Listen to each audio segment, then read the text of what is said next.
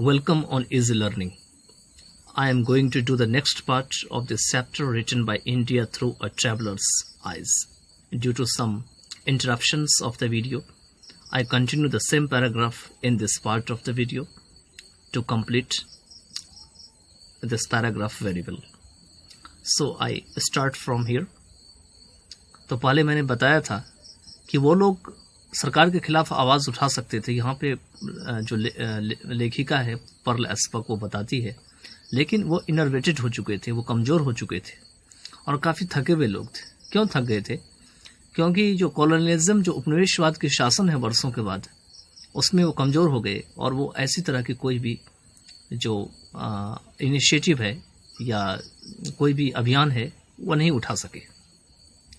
It was more than that. The worst result perhaps of the colonial system was to provide the subject people with an infinite excuse against work. जो मैंने बताया था, इससे भी बुरा ये चीज़ था कि वो लोग अपने प्रजा के, वो लोग मीन्स कौन लोग?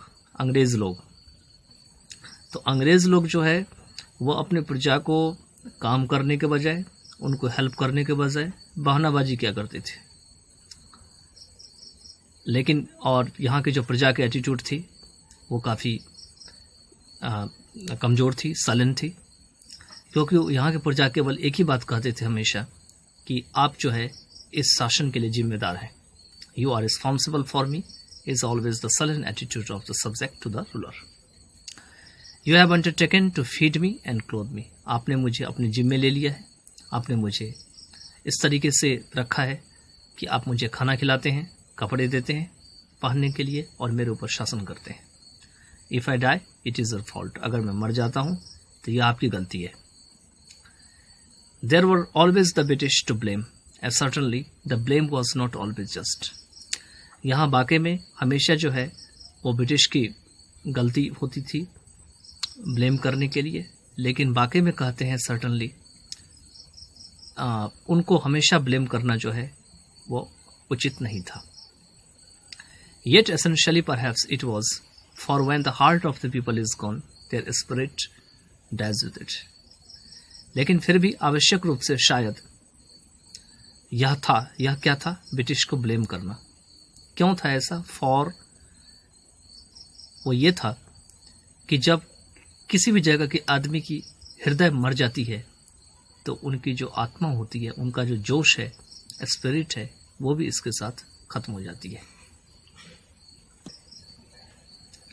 Looking back, I find that among the many impressions of the people of India absorbed while I lived among them and still clear in my mind. यहाँ पे लेखिका कहते हैं कि फिर से मैं पीछे मुड़ के देखती हूँ और मैं पाती हूँ कि बहुत सारे जो इंडिया के लोगों के अंदर जो इम्प्रेशंस है, जो प्रभाव है, जिसे मैंने समझी, एब्जॉर्ब की जब मैं उनके साथ रही थी, while I lived among them, और जो यादें हैं वो अभी भी मेरे दिमाग में क्या है? ताजे हैं। वो ये है उन लोगों की कि is there reverence for great men and women, कि वो जो है, जो महान मैन होते हैं और वुमेन होते हैं, उनके प्रति उनका जो आदर होता है, श्रद्धा होता है, वो बहुत ज़्यादा होती है। ये उनको कैसे पता लगा? क्योंकि वो इंडियन पीपल के साथ काफ़ी समय गुजारी। इसी कारण से पर्ल एस्बक यहाँ पे कह रही है कि वहाँ के लोग जो है ग्रेट मैन और वुमेन को काफ़ी श्रद्धा और आदर करते हैं। Leadership in India can only be continued by those whom the followers consider to be good. कहते हैं भारत में जो नेतागिरी का काम है वो उनके द्वारा हमेशा के लिए चालू रखे जा सकते हैं या उनको कंटिन्यू किया जा सकता है, जिससे कि उनके जो अनुयायी होते हैं, फॉलोअर्स होते हैं, वो अच्छा मानते हैं। That is capable of renunciation, means ये ऐसे लोग होते हैं जो कि आत्मरुचि को जो है वो त्याग करने के योग्य होते हैं और इस कारण से उनके अंदर में सेल्फ सीकिंग नहीं होती है। सेल्फ सीकिंग का मीनिंग होते हैं अपने आप को किसी चीज़ की तलाश करना। This one quality for them contains all others, और उनका जो यह एक क्वालिटी है, this one quality for them, उन सब का, वो दूसरों में भी प्रवेश करती है। A person able to renounce personal benefit for the sake of an idealistic, कहते हैं एक आदमी जो है वो एक आदर्शवादी बनने के लिए जो है वो पर्सनल बेनिफिट को भी त्याग देता है। रिनाउंस मीन्स त्यागना। And is by that fact very also honest, कहते हैं और वाकई में अगर सच्चाई में माने तो वो क्या है, ईमानदार भी होते हैं। ऑल्सो हाई माइंडेड भी होते हैं। देयर फॉर ऑल्सो ट्रस्टवर्दी, और इसी वजह से वो विश्वास के पात्र भी होते हैं, ट्रस्टवर्दी भी होते हैं। I felt that the people, even those who know themselves venal and full of faults, searched for such persons.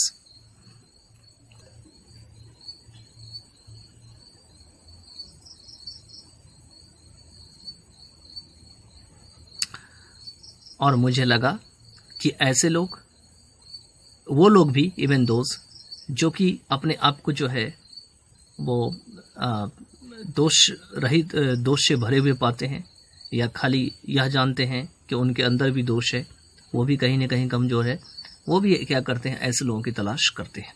किसकी तलाश करते हैं? ऐसे लीडर्स की तलाश करते हैं।